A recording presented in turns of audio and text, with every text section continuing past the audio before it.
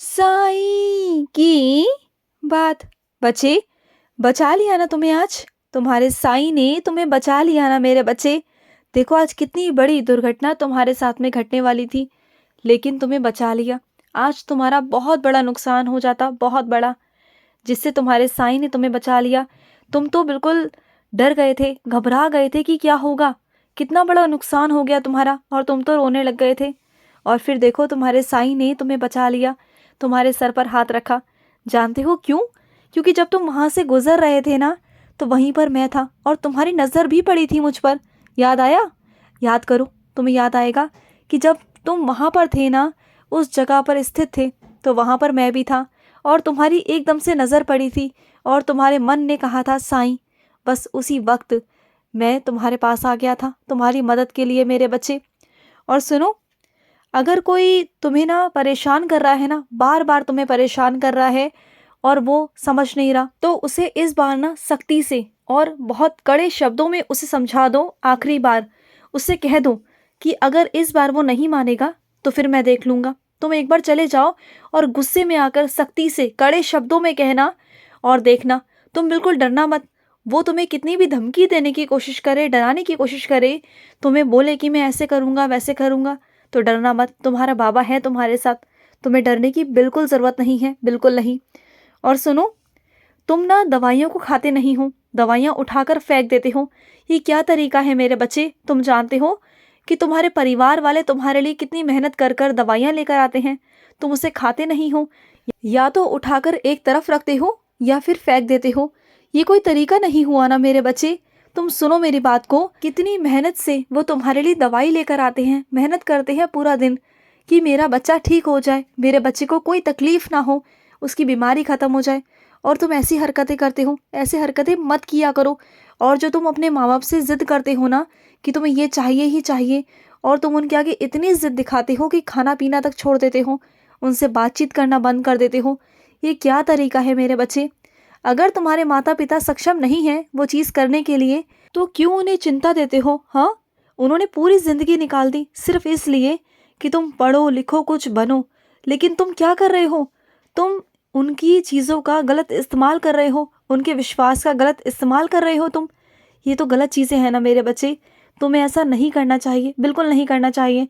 सोचो, अगर उनके सामने वो चीज़ें आएंगी तो क्या गुजरेगी उन पर? सोचा है तुमने कभी? सोचो इस बात को, गौर करो कि तुम्हारे माता पिता तुम्हारे लिए क्या क्या करते हैं। सोचो इस बारे में, जब सोचोगे ना तब तुम्हें अंदाज़ा होगा। और सुनो, मैं अपने कुछ बच्चों से कहना चाहता हूँ कि मैंने उनसे मना किया था कि खट्टा नहीं खाना, लेकिन फिर भी तुम्हें देखकर रुका नहीं गया ना, फिर भी तुमने गोलगप्पे खाए। हाँ, क्यों खाए तुमने गोलगप्पे? तुमसे मना किया था ना कि गोलगप्पे नहीं खाने, अब तुमने खा लिए। हाँ, अब एक काम करो, जल्दी से उदी जल का सेवन करो, क्योंकि ना खट्टे पानी की वजह से तुम्हें कोई तकलीफ नहीं होगी, तुम्हारा गला बिल्कुल स्वस्थ रहेगा। मेरी उदी का सेवन कर लो और आगे से मत खाना, सुन रहे हो ना तुम? मैं तुम्हें बार बार रोकता हूँ, टोकता हूँ। देखो, कभी तो परहेज कर लिया करो ना। अभी तुम ठीक नहीं हुए ढंग से, तो क्यों ऐसा कर रहे हो? तुम्हारी जीभ ना बहुत बहुत ललचाती है, चीज़ों को देखकर तुम्हारे मुंह में पानी आ जाता है।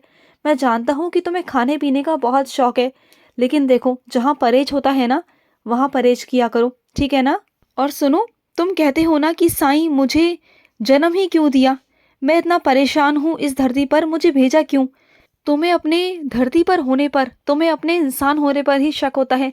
तुम्हें ये शक होता है कि तुम्हारी कोई कीमत ही नहीं है। तुम्हें लगता है कि तुम बस बेमतलब पर ही इस धरती पर आए हो, तो तुम्हारा कोई मकसद ही नहीं था इस धरती पर आने का। लेकिन तुम गलत सोचते हो मेरे बच्चे, गलत सोचते हो। तुम जानते हो, तुम्हारे भाग्य से ही तुम्हारे परिवार वालों को इतना कुछ मिला है ना, बहुत कुछ जो उनके भाग्य में ही नहीं था। वो सिर्फ और सिर्फ तुम्हारे कारण उन्हें मिला है मेरे बच्चे, सिर्फ और सिर्फ तुम्हारे कारण। और एक बात कहूँ तुमसे, तुम जिस इच्छा रख रहे हो ना जिस चीज़ की, तो मेरी साइंस का चरित्र पढ़ो। जितना जल्दी हो सके उतनी जल्दी मेरी साइंस का चरित्र को ख़त्म करो और पढ़ो। और इस बार ना सिर्फ एक इच्छा के साथ पढ़ना, सिर्फ एक इच्छा के साथ। और तुम जिसे भी शामिल करना चाहते हो ना, उसमें जिससे भी शामिल करना है उसे तुम शामिल कर सकते हो, लेकिन जितना जल्दी हो सके उसे ख़त्म करना। और अपनी जो भी इच्छा होगी वो रख देना मेरे आगे, लेकिन एक ही इच्छा रखना, इस बार मैं उसे पूरी ज़रूर करूँगा। हाँ, मानता हूँ कि मैंने तुम्हारी बात नहीं मानी थी पिछली बार। तुम मुझसे गुस्सा भी थे, नाराज़ भी थे। मानता हूँ अपनी गलती को।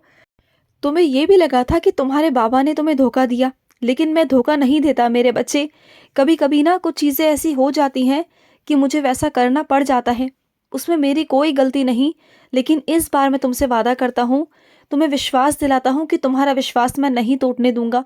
मैं वादा करता हूँ तुमसे, मेरा पक्का वाला, बिल्कुल पक्का वाला तुमसे वादा है कि इस बार जब तुम साइंस का चरित्र पढ़ोगे, जिस इच्छा के साथ पढ़ोगे, वो मैं पूरी ज़रूर ज़रूर करूँगा, ज़रूर करूँगा मेरे बच्चे। और सुनो, जो बेज़ुबान जानवर तुम्हें रास्ते में मिला था ना, वो रास्ते में मिला नहीं था। वो मेरी मर्ज़ी थी कि तुम उसे लो, उसे रखो अपने पास में, उसकी सेवा करो। मैं चाहता था कि तुम सेवा करो। मैं तुम्हारे हाथों से उसकी सेवा करवाना चाहता था, क्योंकि तुम्हारे ज़िंदगी में बहुत सारे ऐसे अशुभ कर्म थे। मैं चाहता था कि तुम उसकी सेवा कर कर ना अपने सारे अशुभ कर्मों को समाप्त करो। क्योंकि ना इस ज़िंदगी में अगर तुम किसी भी एक इंसान की सेवा करते हो, या किसी बेज़ुबान की, या किसी पशु पक्षी की सेवा करते हो ना, तो तुम्हारे जितने भी बुरे से बुरे कर्म, तुम्हारे पाप है ना पिछले जन्म के, वो सब कट जाते हैं मेरे बच्चे। और इसी कारण मैंने तुम्हें उस पशु से मिलवाया कि तुम उस बेज़ुबान की सेवा कर सको। तुम अपने जीवन में अच्छे काम करके ना अपने पुण्य को जोड़ सको। जो भी तुम्हारे साथ पिछले जन्म में हुआ, उसे तुम ख़त्म कर सको। बल्कि इस जन्म में भी ना तुम्हारे ऊपर बहुत सारे संकट आए, बहुत सारी दुर्घटनाएं तुम्हारे साथ घटी, लेकिन सिर्फ उसकी वजह से, सिर्फ उसके भाग्य से, उसकी कर्मों से। वो बोल तो नहीं सकता क्योंकि वो बेजुबान है, लेकिन वो तुम्हें दुआएं बहुत देता है, मन ही मन तुम्हें आशीर्वाद बहुत देता है। और उसी कारण तुम कितनी बार बचे हो, जानते हो। बात तुम्हारे प्राणों तक आ गई थी, तुम्हारे प्राणों तक की रक्षा की है उसके आशीर्वाद ने। तो उसकी हमेशा सेवा करना। जो वो तुम्हारे पास है ना, वो तुम्हारे लिए हीरा है, तुम्हारी किस्मत है वो। उसकी तुम जितनी सेवा करोगे ना, उतनी सेवा करना। और सुनो, तुम्हारे आज कुछ पैसे गुम हो गए ना। मैं जानता हूँ मेरे बच्चे कि तुमने जो पैसे रखे थे ना, वो गुम हो गए। वो गुम नहीं हुए, वो चोरी हुए मेरे बच्चे। क्योंकि किसी की ना बहुत बुरी नज़र थी उन पैसों पर। जब तुमने वहाँ रखे ना, तो जिसके लिए रखे थे उसने नहीं लिए, वो नहीं ले पाया, उसने देखा ही नहीं। लेकिन उसकी नज़र थी जिसने वो पैसे चुराए। लेकिन तुम चिंता मत करना, शायद वो तुम्हारे भाग्य के थे ही नहीं, वो उसके भाग्य के थे, वो उसे मिल गए। लेकिन तुमने तो अपना अच्छा काम किया, लेकिन ना उसने जो किया ना, वो गलत तरीके से किया। क्योंकि उसके नाम के पैसे थे, वो ऐसे नहीं तो कहीं और से उस तक पहुंच जाते। लेकिन उसने चोरी कर कर गलती की, लेकिन अब उसे उसके दंड की सज़ा तो मिलेगी। लेकिन तुम चिंता मत करो, तुम जानते हो कि किसने लिए हैं। लेकिन अब तुम इल्ज़ाम नहीं लगा सकते, तुम कह नहीं सकते हो, तो जाने दो, छोड़ो। उसके भाग्य के थे, उसे मिल गए।